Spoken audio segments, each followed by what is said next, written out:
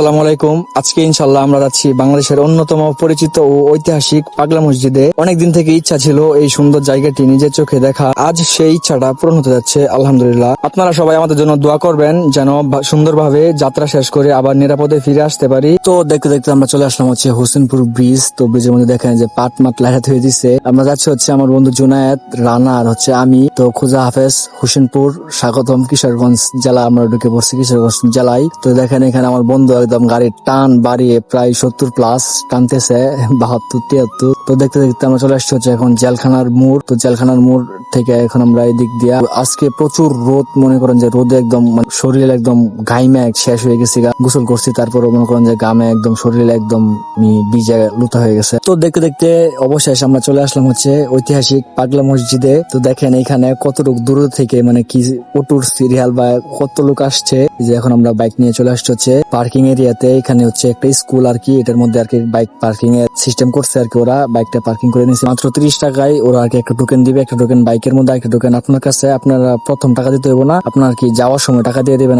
দেখেন এখানে কত লোক, ভাই কি বলবো। আমি প্রথম আসছি কিশোরগঞ্জ, আসছি আগে আরো অনেক সময়, মানে আরো অনেকবারই আসছি কিশোরগঞ্জ, কিন্তু আর কি মানে নামাজ পড়তে আসা হয় নাই বা পাগলা মসজিদে আসা হয় নাই। তো এই প্রথমে আসলাম। দূর থেকে মসজিদটি দেখতে আলহামদুলিল্লাহ মনটা অন্যরকম ভালো লাগাই ভরে গেল।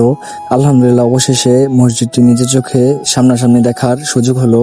আলহামদুলিল্লাহ এখানে পরিবেশটা অনেক সুন্দর এবং শান্তিময়। যদিও এখানে অনেক রোদ এবং অনেক মানুষ, তারপরেও একদম একটি মানে অন্যরকম ভালো লাগা কাজ করতেছে মনের মধ্যে।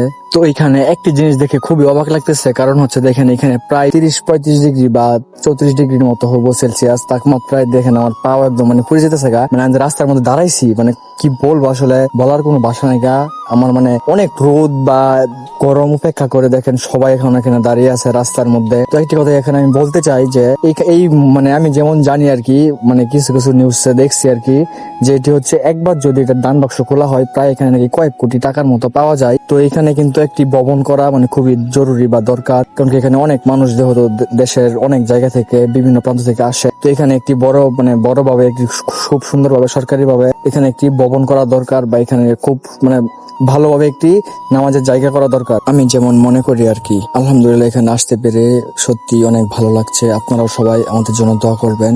আসসালামু আলাইকুম।